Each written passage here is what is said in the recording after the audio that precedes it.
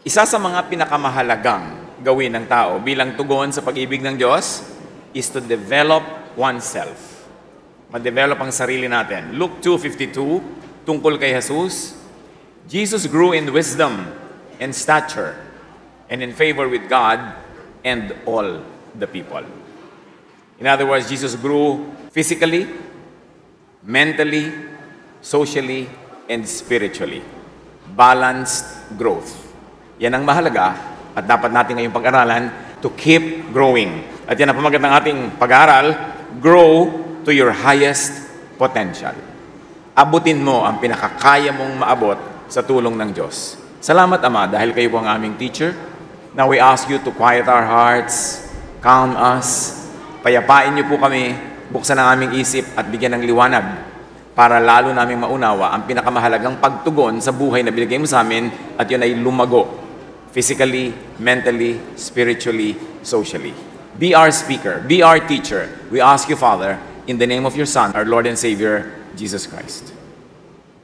Grow to your highest potential. Jesus grew in all ways. Sabi nga ng Luke 2:52 na ating binasa, and Jesus increased, advanced, kept increasing in wisdom and in favor with God and men. Those variations sa mga words galing sa iba-ibang versions of the Bible, but actually talking about the same thing. That Jesus increased, advanced, and kept increasing in wisdom. At kung si Jesus na yon, lalo namang dapat tayo mag-grow. Dahil mas kailangan natin yon. At si Jesus na ang nagbigay ng halimbawa sa kanyang sariling buhay na siya mismo lumago, kaya dapat tayong patuloy na lalago.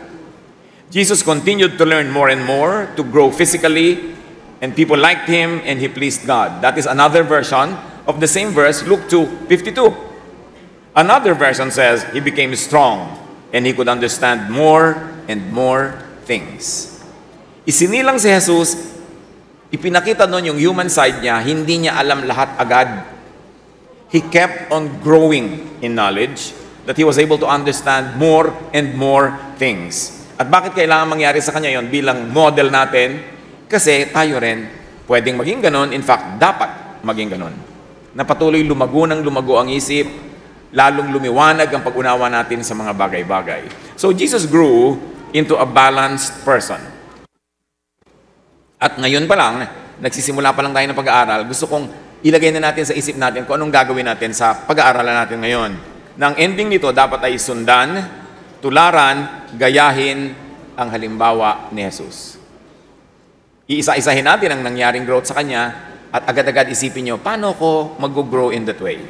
Paano ko matutularan o masusundan si Jesus? For instance, Jesus developed physically. Hindi naman siya pagkasilang full-grown man na. Dumaan siya sa infancy, childhood, dumaan siya sa pagiging youth, and then pagiging young man, and then pagiging adult. He was physically able to do earthly and heavenly work because he was physically healthy. So mga kabataan at lahat ng kahit hindi na masyadong bata, pero patuloy pa rin tayong mabubuhay, develop physically. Isipin mo dapat, so you could minimize pain, maximize pleasure, and do the most good in life, kailangan mo ng healthy body. Hindi lahat tayo magkakatulad ng level of health. Hindi tayo magkakatulad ng health situation, pero pare-pareho tayo na pwede mag-develop kung saan tayo naroon ngayon. Magkakaiba ng strength, magkakaiba ng less strength ang ating mga katawan, pero pare-pareho natin dapat yan i-develop. Part yan ng true spirituality. 1 Corinthians 6:19-20, your body is the temple of the Holy Spirit who lives in you. So you must honor God with your body.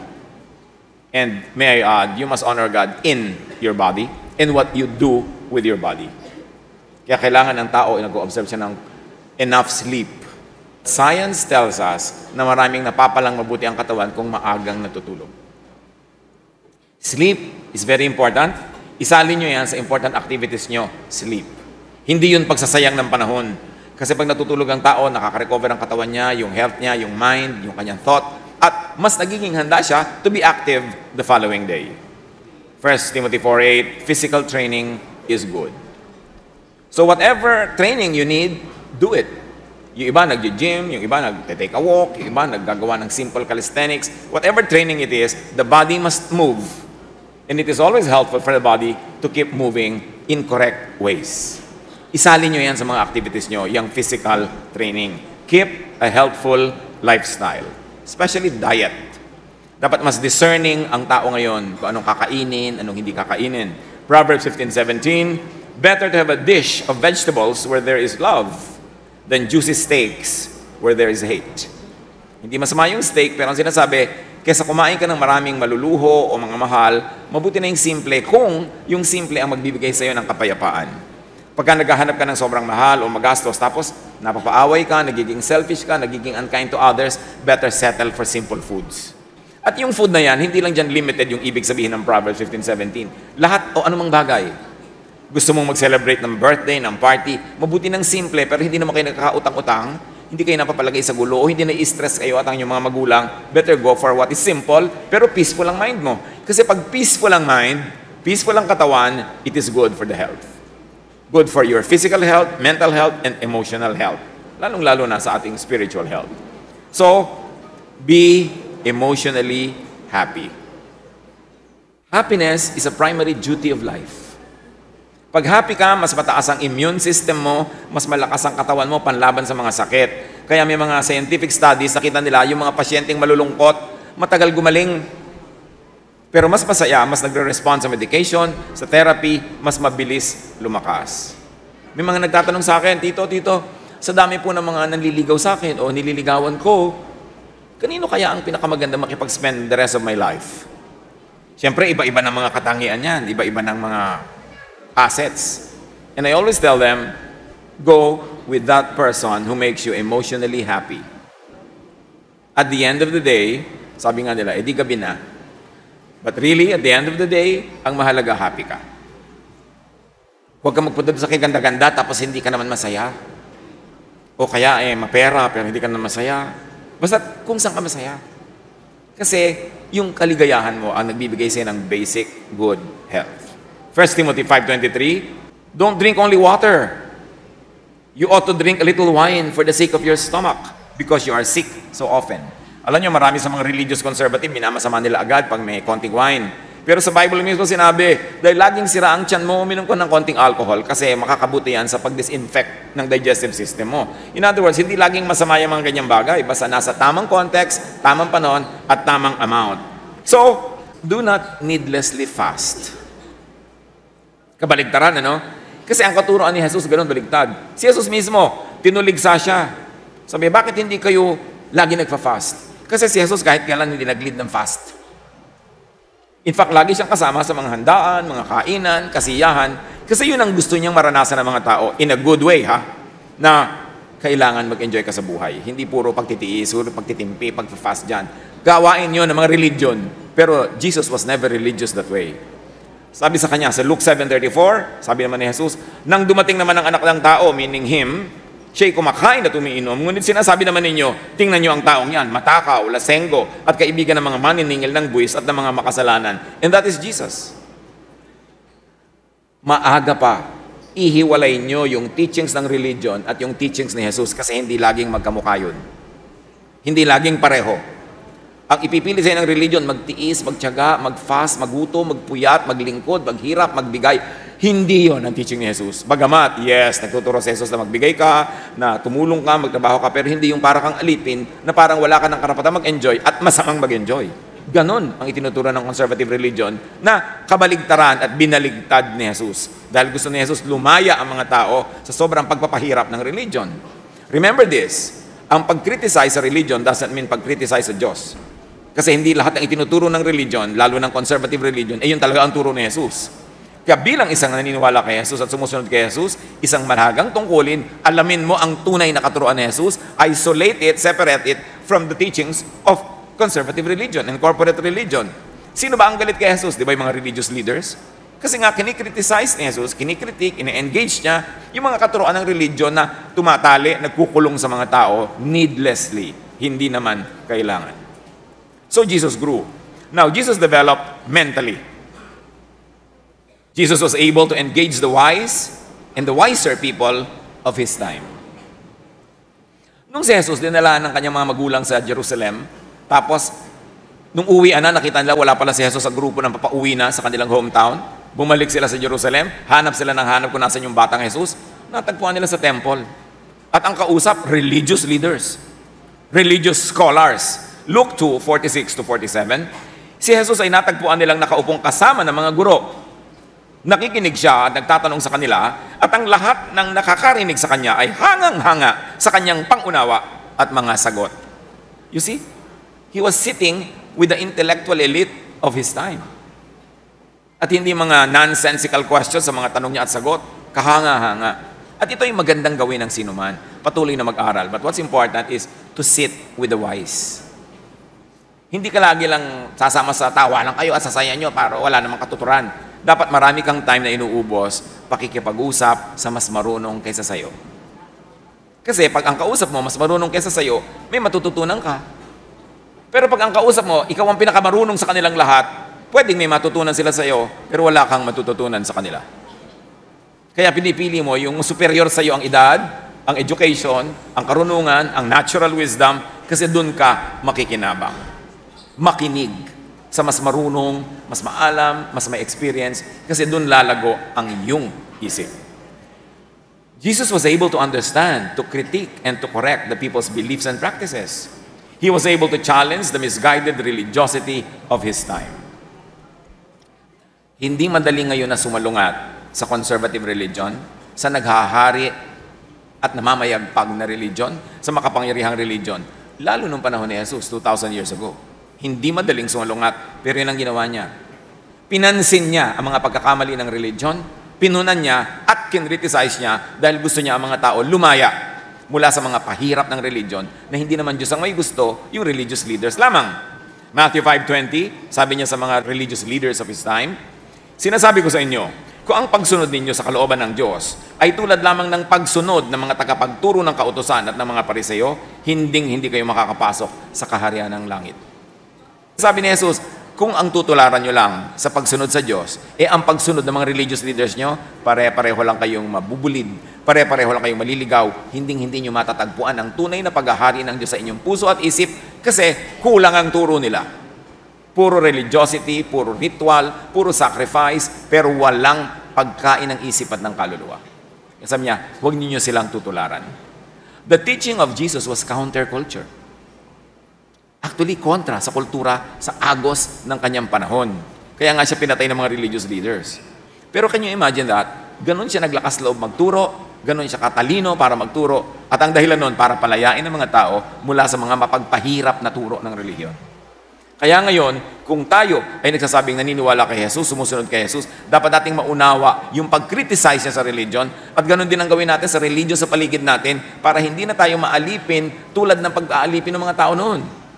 Jesus came to set free, to save from the law, to save from judgment, to save from guilt, to save from all the fear that religion instills in people. Counterculture yan. At ang counterculture, lalo't matalinong counterculture, panghenyo yan. Yung mga hindi masyadong matalino, aayon na lang yan, susunod para walang gulo. O susunod-sunod na lang kasi ayaw naman nila mag-isip. Kung ano na lang sabihin sa kanila, yun na lang. Pero ang tunay na pagsalungat, hindi lang pangungontrang walang sense, kundi dahil nakabase sa katalinuhan, sa pag-iisip at sa revelation ng Diyos, panghenyo yan. At magandang gawin natin yan, to critique. Tanungin mo ang sarili mo, bakit namin ginagawa ang ginagawa namin? Talaga bang mabuti ito sa amin? O nakasanayan lang namin, kaya gawa kami ng gawa para kami mga robot, kahit walang akong nakikitang dahilan para gawin ang mga bagay na ito. Mark 7:8, binabaliwala ninyo ang utos ng Diyos at ang sinusunod nyo yung mga tradisyon ng tao. Can you imagine? Jesus was able to isolate yung true teachings of God from the teachings of religion and the teachings of religious leaders. Sabi niya, binabaliwala niyo naman ang utos ng Diyos ang sinusunod na lang, utos ng tao. So liwanagin ninyo kung ang sinusunod nyo ba ay talagang utos ng Diyos o utos lang ng tao. Kasi sayang naman ang effort, sayang ang panahon, sayang ang lakas kung hindi naman pala talaga galing sa Diyos yung utos. Dapat i-critique, dapat suriin, salain ang religious beliefs. Huwag lulunin ng buong buo na walang tanong-tanong. Dapat yan, pag-aralan. Kasi ang nakataya, yung growth mo, yung ikabubuti mo, ikasasaya mo. Luke 11:42, kinakaligtaan ninyo ang katarungan at ang pag-ibig ng Diyos. Hindi dapat kaligtaan ang mas mahalagang bagay. Nagiging busy ang mga tao sa kanilang religion to the point na nagiging unkind, nagiging cruel, nagiging judgmental, self-righteous. Sabi, hindi ganyan ang dapat maging bunga ng relihiyon sa buhay ng tao. So Jesus had a very clear sense of proportion. Ano ang tunay na mahalaga at ano ang tunay na dapat pahalagahan. He was able to learn new wisdom and teach well. Gusto kong bigyan ng diin ito ha. Jesus was able to learn new wisdom. Hindi lang siya nagmana ng old wisdom, hindi lang siya basta sumunod sa dati ng alam, nakakilala siya ng mga bagong kaalaman at karunungan dahil bukas ang kanyang isip. Diba sabi nga sa Luke 2:52, Jesus grew up into a man, he became strong, and he could understand more and more things. At yan ang dapat mangyari sa buhay natin, to be able to understand more and more things. Huwag matakot mag-nosebleed. Yung iba may ipapabasa kayo nosebleed. Meron kang papaaral, nosebleed. Sa nosebleed, tumatalino. Nobody grows inside his or her comfort zone. Dapat willing kang lumabas sa comfort zone mo, mahirapan ka mag-isip, mahirapan ka magbasa, mahirapan ka mag-aral. Yun ang hakbang para matuto. Matthew 7:28-29, namangha kay Jesus ang mga tao nang kanilang marinig ang kanyang pagtuturo, sapagkat nagturo siya ng may kapangyarihan, hindi tulad ng mga tagapagturo ng kautusan. At ano ang kapangyarihan ng turo niya? The newness of the wisdom of His teaching. Hindi lang repetition ng dati na nilang pinag-aaralan paulit-ulit na wala naman talab sa buhay nila, kundi ito bago at higit sa lahat, nakakapagpalaya. Pag nag-aaral ka talaga ng teaching ni Jesus, lumalaya ka, hindi ka nakukulong. Lumalaki ang utak mo, hindi lumiliit. Bumubukas ang isip mo, hindi sumasara. Dapat lalo kang bumabait, bumubuti, hindi nagiging masungit ka sa ibang religion, nagiging masungit ka sa may ibang pananalig, nagiging mapanghusga ka, mapangpuwera, sinisipa mo ang hindi mo kapanalig. Hindi ganon ang turo ni Jesus. Dapat lumalawak ang isip mo na maraming nagkakasya. Maraming nagkakasyang ideya, maraming nagkakasyang tao, maraming nagkakasyang mga pananaw sa buhay. Matthew 11:54, nagtaka ang mga nakarinig sa kanya at kanilang itinanong, saan kumuha ng ganyang karunungan ng taong yan?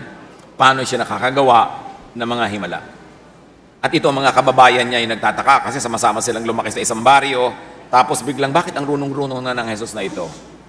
Magandang goal sa buhay natin, yung mga dati natin kakilala, kababata, kamag-anak, masabi rin pagkausap ka, pagtalikod mo, sabi, bakit rumunong yan? Saan kumuha yan ng alam niya? Bakit nag-i-improve siya? Bakit ang laki-laki na ng laman ng utak niya ngayon? Dapat ganun. Kasi si Jesus nag-grow. So, anong application niya sa buhay natin? Develop, keep developing your intellect and your mind. Yung mga dati mong hindi alam, dapat malaman mo naman. Yung last week, hindi mo alam spell ang Mississippi. Sige nga, spell Mississippi. O hindi mo alam last week, dapat naman ngayon alam mo na. Alam nga naman ngayon, hindi mo pa rin alam. Next week, hindi mo pa rin alam. Kakamatayan mo na, hindi mo na nalaman kahit kailan. Dapat yung hindi mo alam, alamin mo. Huwag kang matakot mag-aral. Para laki ng laki ang laman ng isip. Proverbs 18:15, ang matalino ay nagdaragdag ng kaalaman. Ang may unaway namumulot pa ng karunungan. Ang tunaw na sign ng matalino, aral pa ng aral. Pag meron kayong narinig na word na hindi nyo maintindihan, ang dali-dali na ma-google Ang dali-dali tingnan sa dictionary. Huwag nyo palampasin ng isang araw na may narinig kayong word na hindi nyo naintindihan, tapos hindi nyo aaralin kung ano. Para bukas, pag narinig nyo na naman, alam nyo na. Dapat na dadagdagan. Learning means changing one's mind. Therefore, a true learner will not be conservative. Yung iba ay pinagmamalaki pa Conservative ang aming religion. Sarado ang aming isip. Dekandado, isinusi ko at nilulun ko ang susi. So ayaw nila talaga mabuksan yung isip nila. Hindi mo dapat ipinagmamalaki na sarado ang utak mo. Dapat bukas. Para tumanggap ng improvement. Why? Because we were created in God's image. We must grow from glory to glory. We must grow from one level of intellect to the next. Colossians 3:10, sabi, isuot ninyo ang bagong pagkatao na patuloy na nagbabago at nagiging kalarawan ng Diyos na lumikha sa inyo upang lalo ninyo siyang makilala. Very important ang verse na ito ha. Meron daw dapat bagong pagkatao pag nanalig ka kay Jesus. Ibig sabihin, nagbukas ka ng isip, gusto mong matuto, gusto mong mag-grow. At yun daw, bagong pagkataong ito, patuloy na nagbabago. So, hindi virtue yung hindi ka nagbabago. Alam niyo yung mga tao na pag hindi ka nakita ng matagal, tapos sabihin, nagbago ka na, sabihin mo, dapat lang. Dapat lang tayo nagbabago. Ang mga tao kasi na hindi nag-grow, pag nakita kang nag-grow, nagagalit sa'yo, sabi siya, iba na yan, hindi na yan ma-reach. Ang gusto nila, yung nare-reach nila. Ibig sabihin, hindi umangat, katulad pa rin nila. Kaya nagagalit sila sa mga hindi na nila ma-reach. Pero pagkasabi, hindi ka na ma-reach, sabi mo, well, nasa iyo yan. Pwede ka rin naman mag-grow para mo ako ma-reach. Pero sa lagay, para mo ako laging ma-reach, hindi na ako mag-grow, ganun. Hindi kapintasan yung nagbabago. Dapat nga nagbabago. But for the better, of course, ang pagbabago. Yung dumadami ang iyong alam, tumatalino ka, at kung mapapa-asenso ang iyong buhay mo, ang iyong finances, ang iyong education, lalong mabuti. Kasi nilikha ka ng Diyos para patuloy na ma-develop. Hindi ka perfect nung ipinanganak, but you can work towards and get nearer and nearer to perfection while you are living on a daily basis. So, mas makikilala mo raw ang Diyos pag nagbabago ang iyong isip, pag lumalaki ang iyong isip. So, study. Mag-aral. Huwag kayong matakot mag-aral. At huwag kayong umiwas mag-aral. Kailangan, aral ng aral. 2 Timothy 2:15, sikapin mong maging kalugod-lugod sa paningin ng Diyos, isang manggagawang tama ang paggamit ng salita ng katotohanan. Ibig sabihin, maraming manggagawang mali ang paggamit ng salita ng katotohanan. Paano mo malalamang tama o mali? Tama ang paggamit ng salita ng Diyos kung ang ending nakakapagpalaya, nakakapagbigay ng kapayapaan, katahimikan, kagalakan, yan, tama. Pero ang pag nagiging ending, ang ituturo sa iyo needless guilt, fear, judgment of others, self-righteousness, maling paggamit yan ng salita ng katotohanan. So keep studying, keep learning new knowledge, new understanding, new interpretations, and applications. Proverbs 1:5, lalong tatalino ang matalino at magiging dalubhasa ang kakaunti ang kaalaman. Bakit? Kasi mag-aaral siya na mag-aaral ng mag-aaral. Proverbs 9:9, give advice to a wise person and he will become even wiser. Teach a righteous person and he will learn more. Sign daw yan na matalino ang tao. Pag tinuturuan mo, mas tumatalino siya dahil tinatanggap niya. Keep studying and keep learning. Ano ang pinagkaiba ng napag-aaralan sa elementary or grades 1 to 12 ba? Ang equivalent niyan ngayon? Napag-aaralan sa high school, sa college, sa masteral degree, at sa doctoral. Ano pinagkaiba-iba niyan? Sa elementary or sa basic education or equivalent, we learn fundamental skills to read, write, and count. We learn fundamental knowledge and fundamental character. So lahat ng mga dapat ay alam ng lahat ng nilalang, pinag-aaralan yan sa elementary and high school.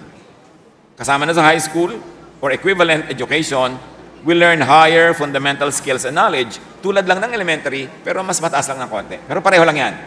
Itinuturo sa yung magbasa, makabasa ng mga letra, makapagsulat, makapag-multiply, divide, add, yung mga ginagawa sa arithmetic, basic social studies, basic history, para alam mo ang nangyayari sa mundo. Pero actually, sa elementary and high school, or its equivalent now, pinag-aaralan mo lang ang alam naman dapat ng lahat. So, hindi yon katangian, nag-graduatean mo yon. Parang dapat lang, at hindi ka pa kakaiba. Can you imagine, ang laking kalugihan kung hindi ka gumraduate noon o nakapag-aral noon, tapos hindi ka rin nakinig sa mga taong hindi formal yung tinuturo sa'yo, hindi formal education, pero nonetheless, matututo ka. So, malaking kakulangan yon. Ang problema, sa kulang ang isip at kulang ang alam, hindi niya alam na kulang siya. So, akala niya, puno siya, at siya pa kuminsan yung mayabang. Kasi, yung kulang ang isip, hindi niya alam na kulang siya eh. Kailangan malayo ang marating ng isip mo para mo malingon, masabing, ay, ang konti pala ng alam ko noon. Kailangan dumami na yung alam mo para mo marating yung point na masabi mong konti lang pala yung alam mo noon. Pero kung nando ka lang sa konti, akala mo yun na ang lahat-lahat at puno ka na. Sa college, ano ba talaga ang pinag-aaralan sa college? Bakit gusto ng mga tao mag-college at gusto ng mga magulang mapagkolehiyo yung mga anak nila hanggat sa abot kaya? Yung college or university education, we get to know what all people already know and should know. In other words, para lang yung elementary, high school, nalalaman mo lang ang dapat alam mo. Can you imagine na napakalaking kakulangan na hindi mo malaman yung dapat mong alam? Halimbawa, hindi mo malang alam, halimbawa, kung ano-anong forms of government ng mga bansa, kung ano-ano ang mga languages of the world, ano ang history of the world. Dapat alam mo man lang yun. Pero yun, hanggang college. Sa graduate school, meanwhile, kasi iba, pagka gumraduate ka na ng college, gusto mo mag-aaral, meron namang masteral level, magma-master's course ka. Ano pinag-aaralan mo dyan? We learn more deeply what many but not all people already know. In other words, pag nag-masters ka, lumalalim lang ang pag-unawa mo sa limited things, pero marami na rin may alam nun, pero hindi yun alam ng lahat ng tao. Ano naman ang postgraduate? Pag sinabi nag-PhD ka, postgraduate level, you learn and master how to study, how to research, what is already known to specialists. In fact, ang pinag-aaralan mo na dito, yung mga alam ng konti lang, mga specialista, and more than that, sa graduate school or postgraduate school, you produce and formulate from research new knowledge. No? So sa elementary, sa high school, and up to college, inaaral mo lang ang alam na ng marami at dapat ay alam ng lahat. Then pag masters ka, nagpapakadalubhasa ka lang sa konting mga bagay, pero lumalalim ang pagkakaunawa mo doon. As a doctorate, you are able to produce new knowledge from research. Kaya, yung mga iba, halimbawa, salamat naman, nakatapos ng kolehiyo, wow, malaking achievement yan. Pero akala nila yun na ang lahat-lahat. No. Marami pang dapat pag-aralan. Kung meron ka pang chance, may opportunity, may kakayanan, dapat mo pa yung i-pursue. Kasi ang dami pang dapat malaman, especially how to produce new knowledge from research. Ang college, graduate, ang totoo niyan, hindi natin minamaliit, but this is a fact. Pag college graduate, kakatiting pa lang ang knowledge noon. In fact, mas lalong kakatiting ang natandaan. Gaano kalaki ang natandaan nyo from your elementary or high school? Or yung mga college graduate dyan, gaano kalaki natandaan nyo sa pinag-aralan nyo sa college? O nung bumako yung e-trike, nalaglag yung mga namemorya nyong ganun. So ang konti-konti nang natatandaan. Tapos akala mo alam na ang lahat. Alam nyo ang true value ng formal education? Hindi para ka matuto talaga, kundi para ipamukha sa'yo na ang dami mong hindi alam. Na ang tunay na value ng education, maging humble ka, hindi maging mayabang. Dahil iminumulat ka ng edukasyon sa mga bagay na hindi mo alam dati, ngayon mo lang nalaman. Therefore, malalaman mong, siguro marami pa akong hindi alam, na ngayon ay akala ko lang alam ko. Kaya keep studying. Because what is known is little, what is unknown is immense. Nag-aaral lang tao, hindi lang para magkaroon ng trabaho. Nag-aaral lang tao para maging buong tao. Para lumaki ang isip, maunawa niya ang mga bagay at makatulong siya sa kanyang mga mahal sa buhay, sa kanyang lipunan, sa kanyang bayan, sa buong humanity dahil marami siyang alam. Siyempre, marami sa atin nasa survival level. Gusto na magulang mo, makapag-aral ka para makapagtrabaho. That is not bad, that is very good. Pero hindi lang yun ang goal ng edukasyon, na maging empleyado. Kailangan marunong na marunong ka. In fact, ang umaangat sa buhay, hindi naman sa pag-i-emplay lang, madalas outside of it. When you are creative, when you're able to create wealth, when you're able to do good business, doon umaangat ang iyong buhay. Saan ang gagaling yun? Knowledge. So, mahalaga yung knowledge. Sit at the feet of and learn from the old and the wise. Makinig sa matatanda. Akala ng mga bata ngayon, irrelevant na yung matatanda. No, iba ang alam ng matanda dahil sa experience. Dapat makinig. Hindi mo mararanasan sa high school, college, ang alam ng matanda. Kaya dapat pinapahalagahan yan. Sit at the feet of and learn from the old and the wise, especially kung wala o kulang ka sa formal education. Halimbawa, hindi ka man lang pinapalad pa na gumraduate sa school o magkaroon ng postgraduate. Lalo kang dapat makinig sa matatanda. Dahil kanino ka makikinig? Saan ka pa matututo? At ang pinagkaiba ng matatanda, kung kamag-anak natin, hindi lang sila marunong, meron sila sa ating malasakit. Mahal nila tayo. So tuturuan nila talaga tayo na umiwas sa mga panganib at ma-maximize ang ating mga potential sa buhay. Eh di lalo na kung yung matanda ay experience pa, learned and educated, lalong dapat pakinggan. Pero tandaan nyo, hindi ka lang makikinig dahil edukado siya o may diploma. Yun lang, minahal ka niya, tumanda yung mga matatanda, learning from experience, mahalagang matuto sa kanila. Proverbs 13:20, whoever walks with wise people will be wise, but whoever associates with fools will suffer. Reviewin nyo lahat ng mga kakilala nyo yung napahamak sa buhay. Usually, yung mga kasama nila ang nagpahamak sa kanila. O nagpahamakan sila sa isa't isa. Proverbs 16:31, silver hair is beautiful crown found in a righteous life. Igalang ang white hair. Igalang ang ibig sabihin ng pagtanda. Walk with the wise. Proverbs 15:22, without advice, plans go wrong. But with many advisors, they succeed. Kukuha kayo ng advice sa mga taong hindi nyo kamukha mag-isip. Kasi kung kukuha ka lang ng advice sa kabarkada mo, kaibigan mo, pare-pareho kayo mag-isip, eh di pare-pareho lang kayo ng hindi alam, Although pwede pare-pareho kayo ng alam. Makikinig ka sa may ibang alam, may ibang opinion, kasi yun ang magpapalawak ng iyong pananaw. Proverbs 22:29, alam ba ninyo kung sino ang pinaglilingkuran ng mga mahusay magtrabaho? Sila'y maglilingkod sa mga hari, hindi sa mga alipin. Very important ang verse ito. Pag magaling ka, ang paglilingkuran mo yan, magaling. Hindi mga alipin. Halimbawa, ang galing mo manggupit ng buhok. Ang gugupitan mo ng buhok, mga prinsesa, mga milyonarya, mga sikat, mga... Pero kung, bakit ka maggupit, di ba? Ang gugupitan mo lang, yung mga alipin lang, yung maliit lang ang budget, yung mga nasa gilid-gilid lang dyan, kasi yun lang ang kaya mong gawin.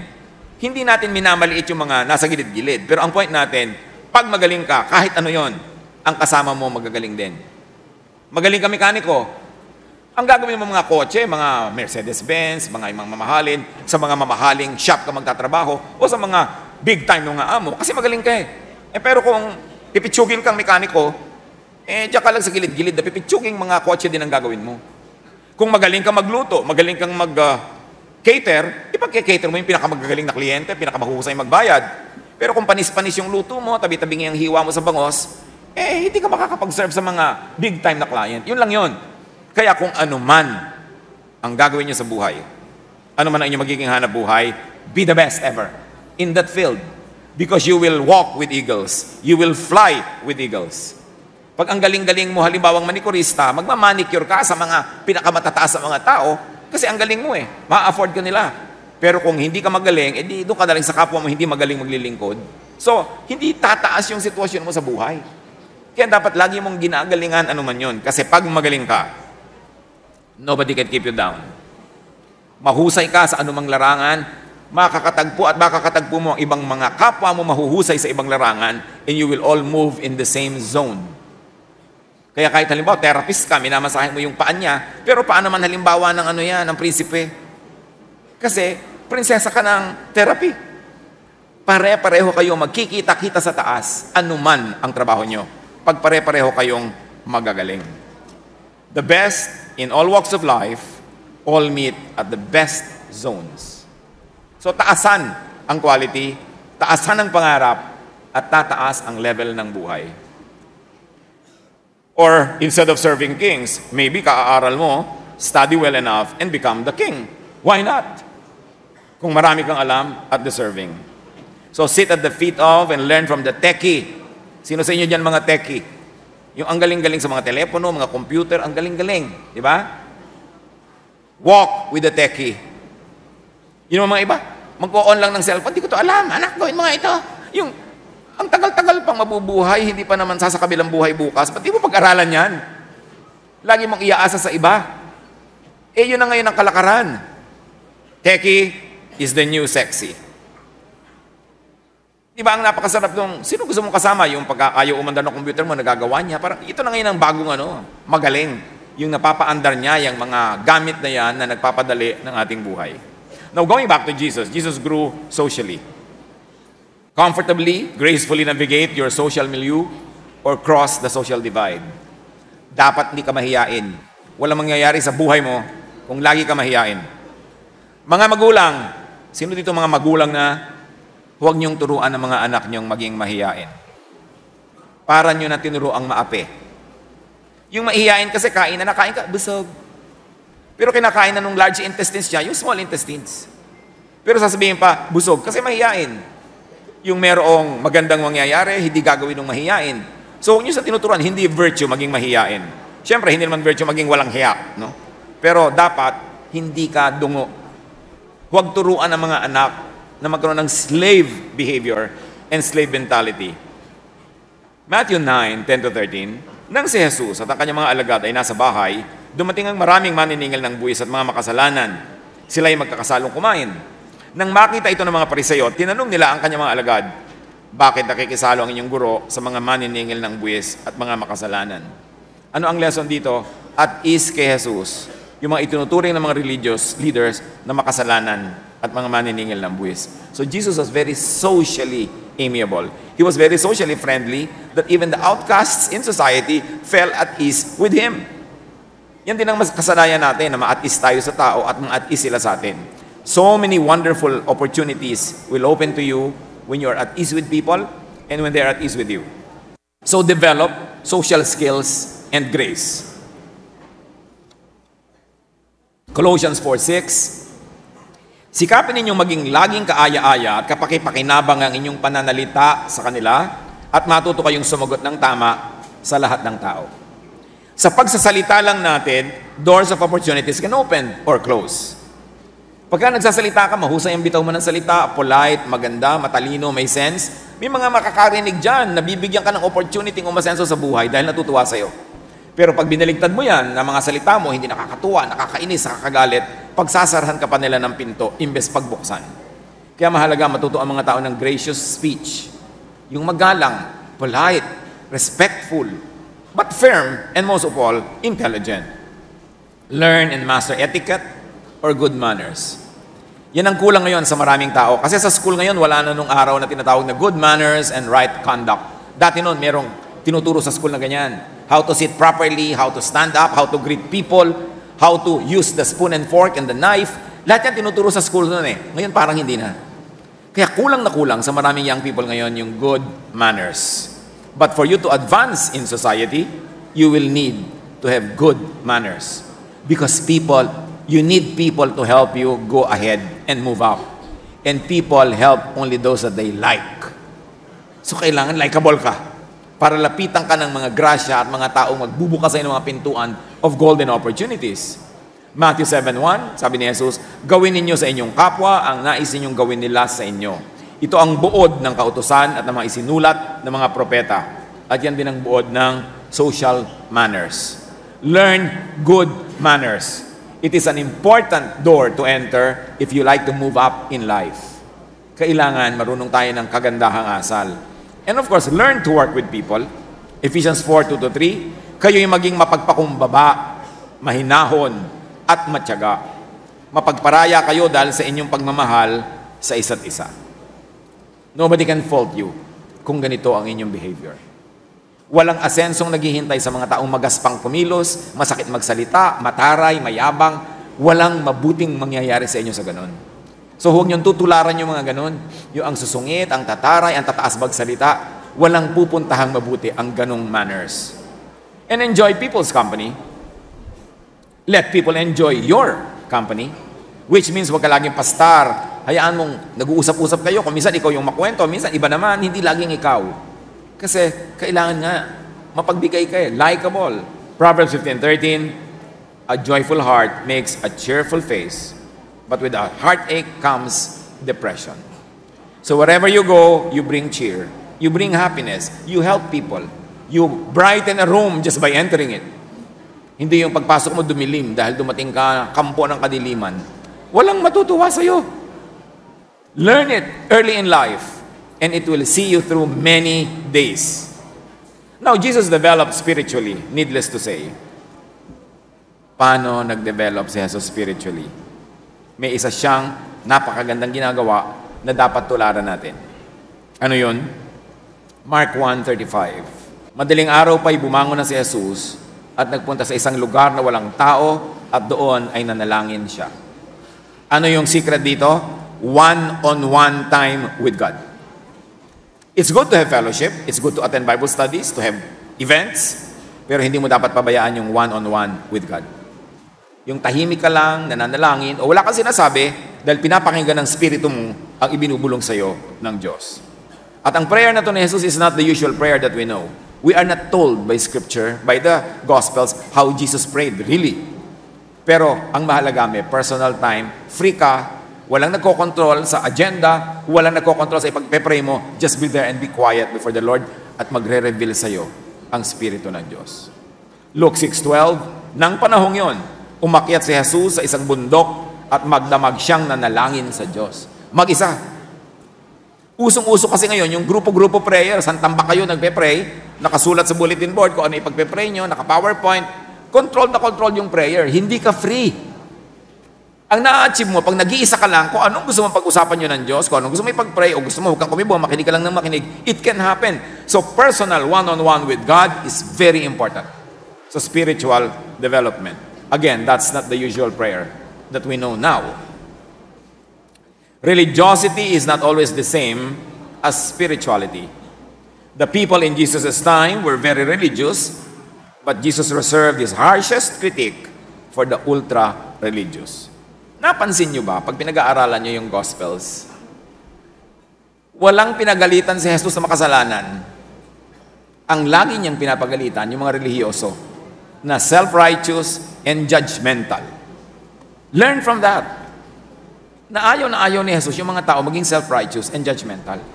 Gusto niya, nagmamahalan, nag-uunawaan. Matthew 23:13, sabi niya sa religious leaders, kahabag-habag kayo, mga tagapagturo ng kautusan at mga pariseyo, mga mapagkunwari, hinahadlangan ninyo ang mga tao upang hindi sila makapasok sa kaharian ng langit.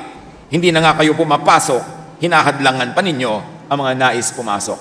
Bakit sila hindi pumapasok? Kasi ang teaching naman nila, hindi nagdadala sa tao sa kaharian ng Diyos. Nagdadala lang sa loob ng kanilang relihiyon. Sabi, kayo nga hindi nakakapasok, paano nyo patutulungan ng mga taong pumasok? And Jesus said that to the religious leaders. Matthew 23:23, kinakaligtaan naman ninyong isagawa ang mas mahalagang turo sa kautusan, ang katarungan, ang pagkahabag, at ang katapatan. Pero ang gagaling ninyo sa inyong mga religious teachings and rituals. Matthew 23:27-28, kahabag-habag kayo, sabi ni Jesus, mga tagapagturo ng kautusan at mga pariseyo, mga mapagkunwari, ang katulad ninyo yung mga libing ang pinaputi, magaganda sa labas, ngunit ang loob ay bulok at puno ng kalansay. Ganyan-ganyan kayo. Sa paningin ng tao ay mabubuti, ngunit ang totoo ay punong-puno ng pagkukunwari at kasamaan. Can you imagine Jesus was saying that to the religious leaders of his time? Because he was not convinced that the religious teachings were the teachings that will bring peace and love and joy to people. He grew spiritually. And to grow into something, you have to grow out of something. Kayo ngayon, mga kapatid, gusto nyo mag-grow spiritually, you have to grow out of something. You cannot grow and at the same time remain where you are. To grow is to change. Kailangang palitan. Kaya sabi ng Romans 12:2, be changed by the renewing of your mind. Renew your mind about God. Renew your mind about Jesus. Renew your mind about what it means to believe in Jesus. And then you will grow. Grow in knowledge and understanding. Si Paul mismo, anong sabi niya sa 1 Corinthians 13:11? Nung ako'y bata pa, sa pananampalataya yun. Ako'y nagsasalita, nag-iisip at nangangatwirang tulad ng bata. Ngayong ako'y mayroon ng sapat na gulang, iniwan ko na ang mga asal ng bata. I-consider natin yan sa ating religious consciousness. Siyempre, dumadaan tayo sa religious life na bata pa tayo sa faith. Sabi ni Paul, nung araw, bata pa ako sa faith, nag-iisip ako bilang bata sa faith, nangangatwiran ako bilang bata sa faith, pero ngayon, nag-mature na ako, iniwan ko na ang mga childish things na yan. Ano? Ang mga matuturing ninyo na bahagi ng inyong spiritual childhood na dapat iwan na dahil nag-grow na kayo in spirituality. To grow, keep changing. You cannot grow into something without outgrowing something.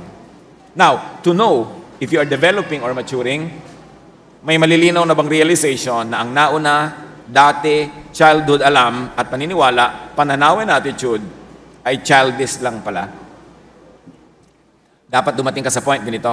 Sabi mo, ay, ang childish ko pala nung araw, pambata lang pala yung alam ko, pero para dumating ka doon, ibig sabihin, nag-mature ka na. Pag wala kang realization na ang tanga ko pala noon, ibig sabihin, hindi ka pa tumatalino. Pero napakatalino mo, pag sabi mo, ay, ang tanga ko pala noon, wow, ang talino mo na ngayon para masabi mo yan. Pero yung naniniwala ka palagi, ang tali-talino ko, baka hindi ka pa talaga tumatalino. Kasi ang tunay na pagtalino is ma-realize mong meron kang dinaanan na hindi ka talinuhan. So na-realize mo na yun ngayon. Na lumiwanag na, kaya nalaman mong nasa kadiliman ka pala nun. Na immature pala nun ang iyong pinaniniwalaan, childish lang pala, tulad ni Paul. Hindi naman yung una mong natutunan, ibig sabihin yun na yung permanent mong dapat alam eh. You must keep changing your mind as you keep studying. Or walang malingon na natatawag na childish stage kasi ay nandun pa rin up to now. Kaya alam nyo yung mga childish, hindi nila alam na childish sila. Yung makitid ang isip, di niya alam na makitid siya kasi sa kakitiran ng isip niya, punong-puno na ng alam niya, akala niya puno siya, pero hindi niya alam na makitid pala.